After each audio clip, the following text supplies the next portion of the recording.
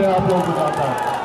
मैं धन्यवाद देना चाहूँगा मेरे पिताजी का, जिस मंत्रालय के ये मंत्री है, खाद्य विभाग, हम लोगों को FCI का डिविजनल ऑफिस, सब हम लोग हमारे यहाँ पर जितने मेरे किसान भाई यहाँ पर मौजूद है, कृषि से जुड़ी हुई जो समस्या थी, कृषि विज्ञान केंद्र आप लोगों की जानकारी में है, बंद होने की कगार पर आ गया था। मैं धन्यवाद देना चाहूँगा हमारे मुख्यमंत्री आदरणीय नीतीश कुमार जी का, मैं धन्यवाद देना चाहूँगा यहाँ पर मौजूद मेरे चाचा जी आदरणीय पशुपति कुमार भारत जी का, कि इनके साथ इनके सहयोग से कृषि विज्ञान केंद्र पूर्ण रूप से एक नए स्वरूप में सुचारू ढंग से चालू होगा। उसके लिए मैं चाहूंगा जोरदार ताली बजाकर मेरे चाचा जी का जोरदार ताली से साथियों,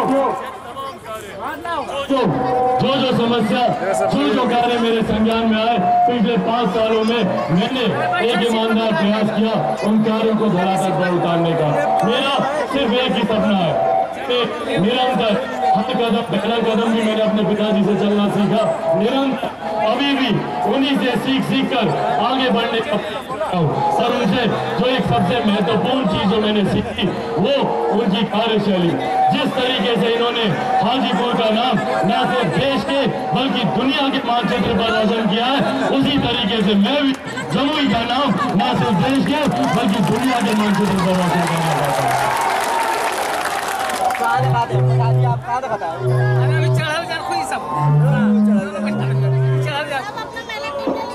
साथियों, अभी भी देखिए तरीके से मार्गदर्शन जब पिताजी साथ में होते हैं तो बच्चा गलती ना करे। यही योजना हमारे क्षेत्र के लिए कितनी और कितनी बड़ी योजना है। बरनार जलाशय योजना, उसके बारे में भी मैं आप लोगों को जानकारी देना चाहता हूँ। आप सब उससे वाकिफ है। 4 दशक से ये योजना लंबित पड़ी हुई थी। 4 दशक से निरंतर हम लोग प्रयासरत थे कि किस तरीके से इस योजना को धरातल पर उतारा जाए। कितने पुराने जनप्रतिनिधि आए, उन सब ने इन योजना पर कहीं ना कहीं राजनीति की, पर हकीकत में किसी ने भी इस योजना को धरातल पर उतारने का कार्य नहीं किया।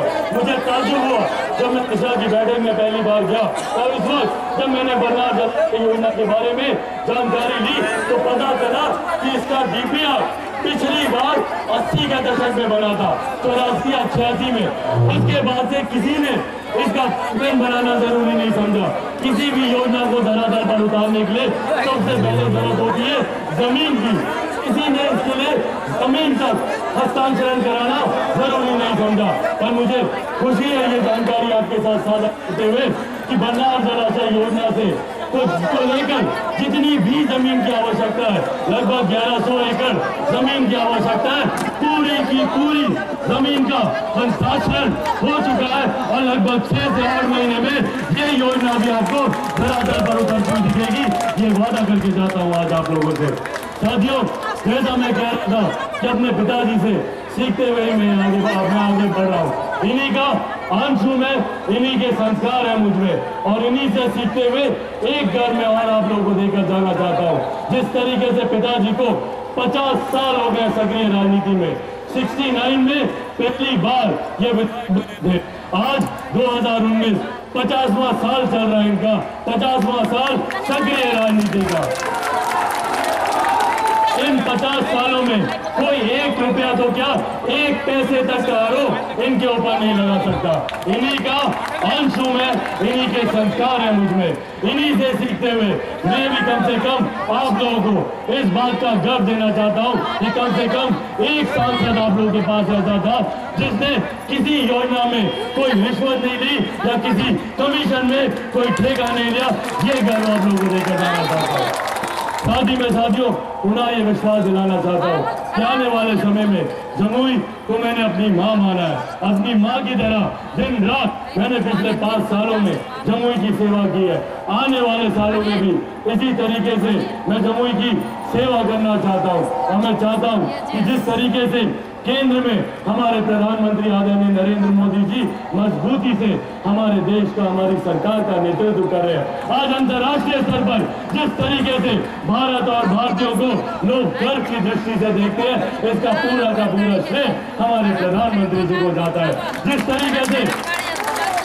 जिस तरीके से पड़ोसी देश को भी उसी की भाषा में जवाब देने का हमारे प्रधानमंत्री जी रखते हैं, इसका श्रेय भी हमारे प्रधानमंत्री जी को जाता है और वो गौरव हम लोग को देते हैं। जिस तरीके से हाल फिलहाल में हमारे सैनिकों के ऊपर जिस तरीके से उनको शहीद किया गया और जिस तरीके से हमारे प्रधानमंत्री जी ने उसका बदला लिया, ये एक 56 इंच का सीना रखने वाला हमारा प्रधानमंत्री और हमारे राष्ट्रीय अध्यक्ष और मेरे पिताजी आदरणीय रामविलास पासवान जी कहते हैं कि हमारे प्रधानमंत्री जी का सीना सिर्फ 56 इंच का नहीं बल्कि 156 इंच का है। वो जवाब देते हैं हमारे पड़ोसी देश को। और वही साथियों दूसरी तरफ प्रदेश में मजबूती से हमारी सरकार का नेतृत्व हमारे मुख्यमंत्री आदरणीय नीतीश कुमार जी कर रहे हैं। जिस तरीके से वो विकास की राह पर निरंतर हमारे प्रदेश को आगे लेकर जा रहे हैं। जितने लोग भी कुछ समय के बाद बिहार आते हैं उनको बिहार बदला हुआ एक विकसित बिहार उनको दिखता है। और मुझे भी उम्मीद है कि आने वाले समय में 27 सालों में साथियों पहली बार ये सुनहरा मौका हमारे प्रदेश को मिला है और मैं चाहूंगा कि परिस्थिति ऐसे ही बनी रहे। 27 साल में पहली बार केंद्र की तर्ज पर राज्य में सरकार है। अगर पिछले 27 सालों में हमारे प्रदेश का विकास उस तरीके से नहीं हो पाया जैसी हम लोग को अपेक्षा थी, उसका कारण भी यही है कि केंद्र की तर्ज पर कभी राज्य में सरकार नहीं रही, जिसका परिणाम हुआ कि केंद्र की कोई भी योजना पूर्णतः राज्य में धरातल पर नहीं उतरी। वही राज्य सरकार की कोई भी परियोजना केंद्र सरकार ने पारित नहीं होने दी। पर आज 27 साल में पहली बार 27 साल में पहली बार केंद्र की तर्ज पर राज्य में सरकार बनी है। और जैसा हमारे प्रधानमंत्री आदरणीय नरेंद्र मोदी जी कहते हैं कि जिस प्रदेश को डबल इंजन की सरकार मिल जाए वो प्रदेश तरक्की करने से कभी अछूता नहीं रह सकता। तो वो डबल इंजन की सरकार अब हमारे प्रदेश को मिली है और आने वाले समय में ये परिस्थिति को बनाए रखना भी हमारी जिम्मेदारी है। पुनः 2019 परिणामों के बाद हमारे देश के प्रधानमंत्री आदरणीय नरेंद्र मोदी जी पुनः प्रधानमंत्री बने। 2020 के विधानसभा के चुनाव के बाद पुनः हमारे प्रदेश के मुख्यमंत्री आदरणीय नीतीश कुमार जी पुनः प्रदेश के मुख्यमंत्री बने। ये जिम्मेदारी भी हम सब पर है। और आज जब हम लोग लोकसभा चुनाव की शुरुआत यहाँ से कर रहे हैं, आगाज यहाँ से कर रहे हैं, तो बस अंत में यही आग्रह आप लोगों के साथ करूंगा साथियों, जरूरी है कि हमारे प्रधानमंत्री आदरणीय नरेंद्र मोदी जी को पुनः देश का प्रधानमंत्री बनाने के लिए उनके जितने भी सिपाही हैं मैदान में, उन सब की जीत को हम लोग सुनिश्चित करें। और उनके तमाम सिपाहियों में एक नाम चिराग पासवान का भी है।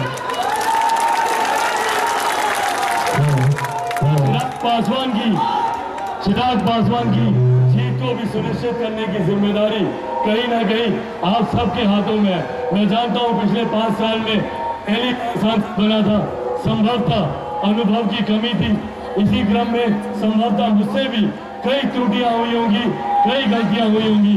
आज इस मंच से आप सबसे हाथ जोड़कर मैं क्षमा चाहता हूं कि अगर मुझसे कहीं कोई गलती हुई हो, अगर मुझसे कहीं कोई चूक हुई हो, और बस यह आग्रह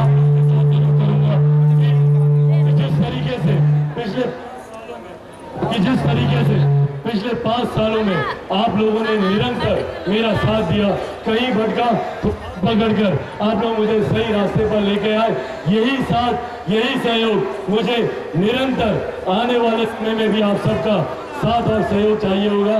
इन्हीं शब्दों के साथ और इस उम्मीद के साथ कि ये प्यार और आशीर्वाद इसी तरीके से आप सबसे मिलता रहेगा, इन्हीं शब्दों के साथ यहाँ आने के लिए बहुत बहुत धन्यवाद। जय हिंद, जय बिहार, जय जम्मू।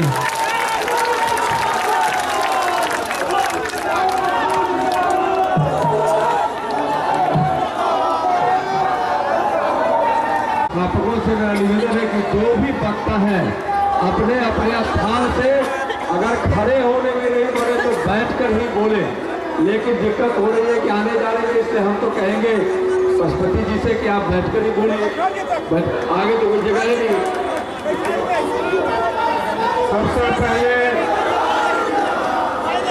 सबसे पहले आज के बैठक में आने के लिए मैं आप तमाम साथियों को हमारी भाभी जी बिहार सरकार के मंत्री श्री विनोद नारायण झा जी, मंत्री श्री जय कुमार सिंह मंत्री जी, श्री अजय प्रताप जी, श्री सुमित कुमार जी, विधायक श्री रणवीर कुमार सोनी जी, पूर्व विधायक हुलास पांडे जी और झाझा के विधायक रविंद्र यादव जी, साथ ही हमारे एनडीए के तीनों जिला के अध्यक्ष, सभी को इस आज की बैठक में आने के लिए, नामांकन के लिए मैं हार्दिक बधाई देता हूँ।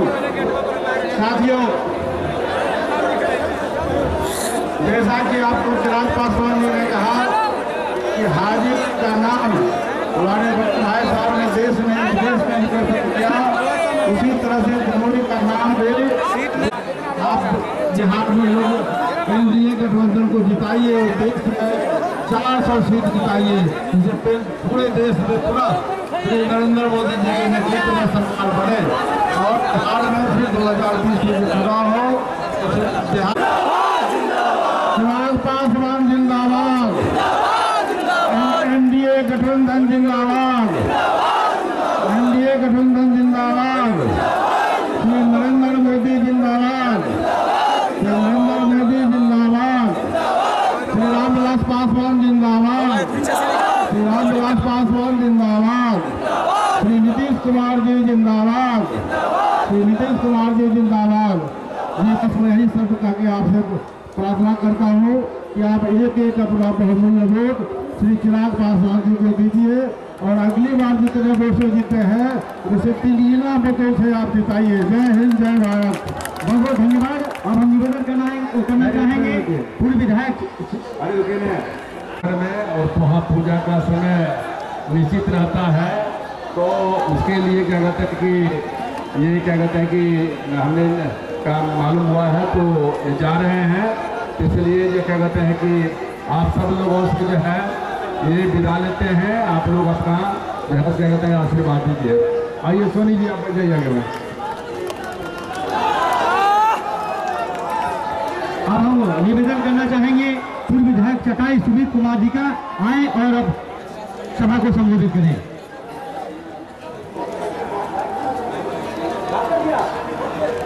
को अपना सारा मैं देता हूँ। गार्जियन आए हुए हमारे नित्यानंद राय जी, बहुत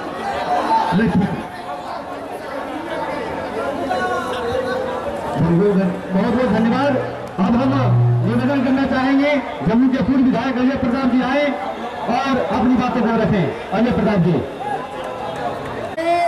सत सत नमस्कार। बोलिए भारत माता की, भारत माता की। आज इस मंच पे उपस्थित हम सबके अभिभावक, मेरे पिताजी भी इनके सहयोगी रहे, आप सबके अभिभावक आदरणीय नरेंद्र बाबू जी जो श्री रामविलास पासवान जी के सहयोगी रहे, आज वो मंचासीन हैं।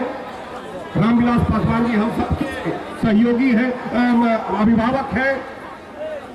और बिहार सरकार के मिनिस्टर श्री पशुपति पारस जी इस मंच पे उपस्थित, बिहार सरकार के मंत्री श्री विनोद नारायण झा जी मंचासीन, बिहार सरकार के मंत्री श्री विजय सिन्हा जी, और मंच पे हम सबके अभिभावक और भारतीय जनता पार्टी के प्रदेश अध्यक्ष आदरणीय नित्यानंद राय जी, और इस मंच पे उपस्थित शेखपुरा के विधायक श्री रणधीर कुमार सोनी जी, मंचासीन मेरे अनुज चकाई के पूर्व विधायक श्री सुमित कुमार जी, मंचासीन यहाँ पे उपस्थित तमाम एनडीए गठबंधन के साथियों और यहाँ आए जमुई के कोने कोने से, जमुई लोकसभा के कोने कोने से आए नौजवान साथियों, माताओं, बहनों, मैं ज्यादा समय नहीं लेते हुए बस यही कहना चाहूंगा कि एक बार फिर से केंद्र में नरेंद्र मोदी जी की सरकार हम लोग को बनानी है, जो सबका साथ सबका विकास का नारा देते हुए इस देश को इस विश्व पटल पे एक विश्व गुरु बनाने का काम कर रहे हैं। आज हम सब एक सिपाही के रूप में खड़े होकर पुनः एक बार इस अग्नि परीक्षा में सब पास होते हुए और एक एक वोट अपना हम लोग श्री नरेंद्र मोदी जी के नाम समर्पित करते हुए पुनः एक बार जमुई लोकसभा से हम लोग चिराग पासवान को विजय बनाए। इन्हीं सब शब्दों के साथ आप सबको बहुत बहुत धन्यवाद। जय हिंद, जय भारत। बहुत बहुत धन्यवाद। अब हम निवेदन करना चाहेंगे मौके पर मंच पर उपस्थित भाजपा के प्रदेश अध्यक्ष और हमारे साथ रहे विधायक आदरणीय